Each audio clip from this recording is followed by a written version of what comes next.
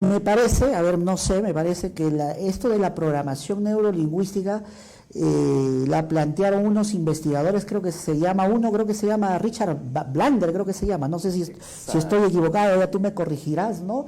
Richard Y lo utilizó mucho también así Tony es. Robbins, ¿no? Tony Robbins él trabajó con ellos, te cuento, él trabajó con ellos, sí. ¿no? Y son dos investigadores, ¿no? Que son unas eminencias de este campo, ¿no? Son los que crearon, ¿no? A ver, David, ¿nos podrías ilustrarnos, a ver, con la pregunta, ¿no? ¿Qué cosa es la programación neurolingüística para el gran David Beck?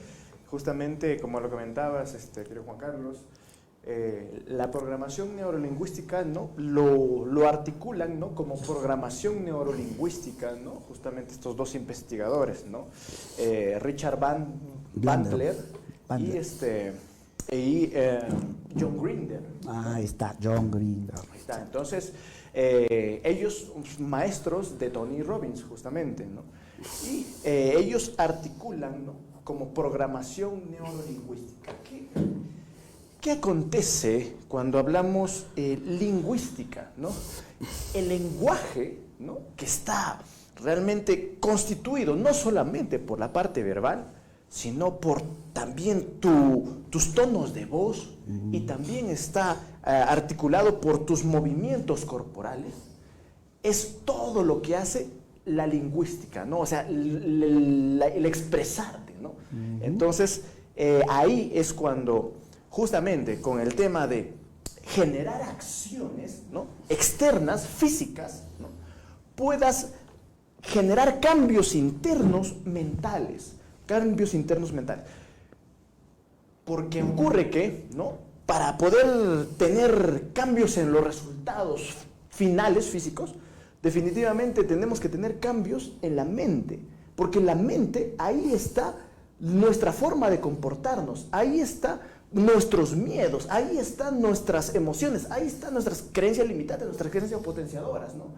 Entonces, en el caso de que, por ejemplo, si la persona no tiene la parte de poder contratar, digamos, a un coach no profesional para que te ayude a través de las preguntas poderosas, estratégicas y herramientas subconscientes a poder solucionar esos temas que te hacen tener esos resultados que no te gustan, entonces la programación neurolingüística hace que desde afuera, desde lo externo, con justamente acciones, ¿no? Que son la expresión, ¿no? O sea, lo lingüístico, o sea, no solo verbal, como les dije, sino también en tonos y también en movimientos, ¿no? Acciones.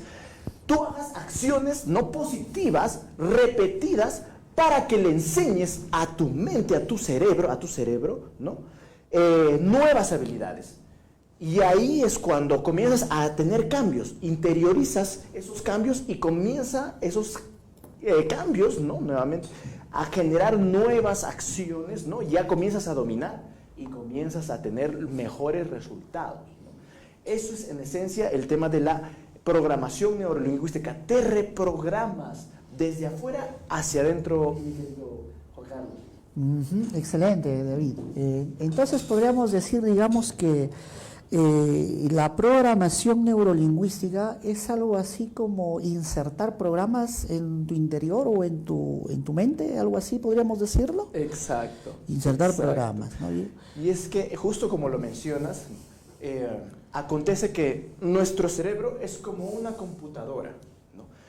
No estoy diciendo que sea lo mismo, pero sí las computadoras fueron modeladas, ¿no?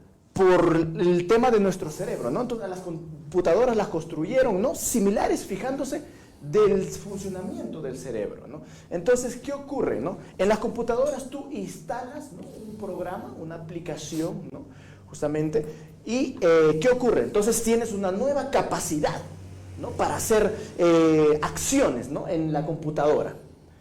En el ser humano, ¿no? Tú instalas aprendizajes, y esos aprendizajes son, pero realmente muy fuertes en la infancia. De 0 a 13 años somos 100% programables. O sea, todo aprendizaje que nosotros observemos de las acciones de los demás, entonces comenzamos a programarlo en nuestra mente, comenzamos a instalarlo, comenzamos a interiorizarlo. Y en base a esa información que nosotros hemos observado de los adultos, del entorno, es que en base a eso nuestro cerebro tiene como background, como información para nosotros defendernos en el mundo exterior. Y es que de repente, si es que la mayoría de personas ha visto, ¿no?, comportamientos violentos en casa, ¿no?, entonces con esos mismos comportamientos encuentra que se sobrevive y por eso que se repite esa conducta, ¿no? Entonces si ve, por ejemplo, el niño, ¿no?, que ve en su casa mucho conflicto, ve que las personas se sabotean, entonces crece con eso y piensa que así se sobrevive, y eso naturalmente se junta con otra persona ya cuando crece, ¿no?, y comienzan a formar una nueva familia y repite eso mismo y enseña lo mismo y el círculo vicioso sigue. Por eso que es clave, ¿no?, poder, con la programación neurolingüística, ¿no?, desmontar esas conductas negativas, ¿no?, para poder reemplazarlas por conductas potenciadoras, ¿no? Y ya que, bueno, cada uno en su escenario, hay escenarios de hecho más hostiles que otros, ¿no? Cada uno se ha defendido y para sobrevivir desde cientos de millones de años atrás, ¿no?, desde que estábamos en las cavernas, ¿no?, con la violencia, con ¿no?, el pelear, sentimientos asociados a eso, ¿no?, son los celos, la envidia, el miedo excesivo, ¿no?, porque con eso se sobrevivía desde cientos de miles de millones de años atrás. Claro. Entonces, todo eso lo hemos heredado, porque todo eso se graba en la cadena genética. Y eso es lo que a la siguiente generación le enseña, le dicen, mira, como entregarle su manual, ¿no?, genético, mira, toma, así se sobrevive. Y esa persona automáticamente actúa de esa manera. Y ahora, pero en el camino, si va identificando que ciertas conductas son destructivas, pero se detiene a reflexionar, o con un profesional, pero que de verdad es apasionado por su especialidad, que no se rinde hasta encontrar el asunto a arreglar, entonces es ahí donde identifica qué cosas hay que mejorar, ajustar, y bueno, y comienza otra conducta diferente que le da otra realidad diferente, mi querido. Excelente, claro, excelente, muy de acuerdo contigo, muy interesante, David. Gracias. Te comento que ahora que tú hablas, mira, de computadora, ¿ya? No sé si tú escuchaste, pero esto creo que fue en la década del 90, no sé si finales del 90, no tengo la fecha exacta, pero no sé si tú has escuchado a este campeón ruso mundial de ajedrez, que se apellidaba Kasparov, creo, Kasparov, ¿no? Entonces, Kasparov, un genio del ajedrez, le hicieron jugar con una computadora, creo que se llamaba Watson, de IBM. Habían diseñado una computadora que para vencer el reto de que, porque nunca se había diseñado una computadora, de momento, que pueda vencer a la mente humana, ¿no? Entonces, no sé si tú recuerdas, estimados televidentes, ponen pues a Kasparov, a este genio del ajedrez, a jugar con la computadora, y ¿cuál crees que fue el resultado? Pues que Kasparov pierde. Sí. O sea, es algo impresionante, ¿no? Entonces, un ordenador le gana, ¿no? Pues a un genio del ajedrez, ¿no? Entonces eso fue una noticia, pero que en cierta forma, te comento, creo que, no sé si a ti te habrá pasado o al televidente, es una noticia como que te da cierto temor, ¿no? Da cierto temor, ¿no? Porque imagínate, David, televidentes, de que pues que una computadora pueda vencer a la capacidad de la mente humana, ¿no?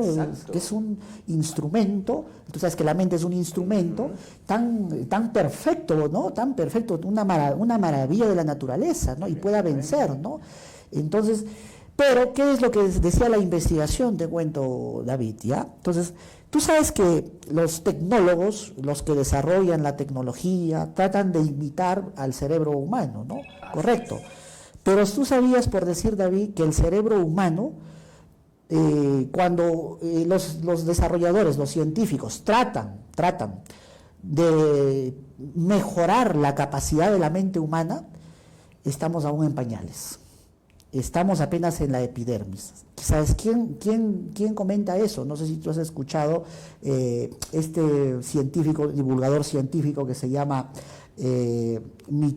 Michio Kaku, ¿ya? Que es un teórico, físico teórico, que es divulgador científico. Entonces él escribió un libro que se llama El futuro de nuestra mente, ¿no? Y es un libro muy interesante, mira, porque él él te da en su libro una mirada sobre el desarrollo de la mente, ¿ya? Y cómo lo estás relacionando con la tecnología y la robótica, ¿no? Entonces, es una mirada a la mente de un físico.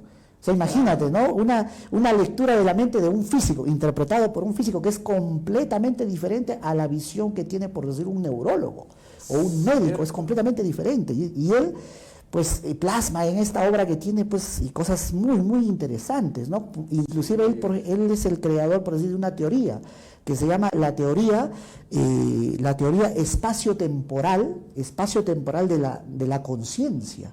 Y es interesante porque él, te cuento, David, que identifica 4 niveles de conciencia, ¿ya? Que es el nivel 0, en el cual están las plantas, el nivel 1, en el cual están los reptiles, por ejemplo, claro. El nivel 2, que están los mamíferos, que tienen emociones, sí, y el nivel 4, que es el más elevado, es la conciencia del ser humano. Mira, es interesantísimo, ¿no? Y él plantea, pues, esto de la teoría espacio-temporal, en donde él dice que la conciencia, nosotros desarrollamos la conciencia en base a la proyección hacia el futuro, en base a la planificación, mira, ve.